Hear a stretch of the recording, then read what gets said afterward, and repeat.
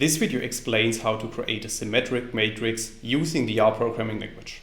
So without too much talk, let's dive into the R code.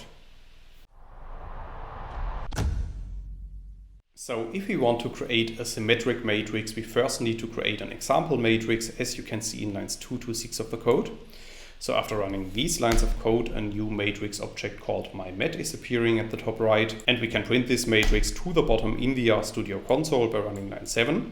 And then you can see that we have created a numeric matrix, and this matrix contains the value 1 in the diagonal, and in the upper triangular matrix it contains the value 0, and in the lower triangular matrix it contains different values. Now let's assume that we want to show the same values at the upper triangular matrix as in the lower triangular matrix to create a symmetric matrix. Then we can apply the code that you can see in lines 9 to 12. So in line 9 of the code, I'm creating a duplicate of our input matrix because I also want to keep an original version of our matrix. So after running this line of code, a new matrix object called mymatSym is appearing at the top right.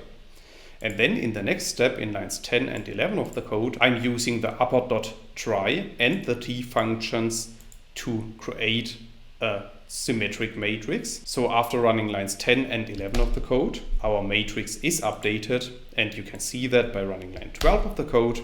And then you can see at the bottom that we have created a symmetric matrix using the R programming language. That's all I wanted to explain in this video.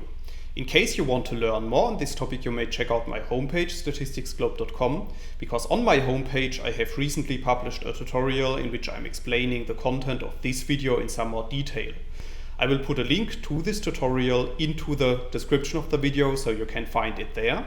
If you have liked this video or if you have any questions, let me know in the comments section below. I'll try to respond to all comments as soon as I can. Furthermore, make sure to subscribe to my YouTube channel to get notified about future video releases.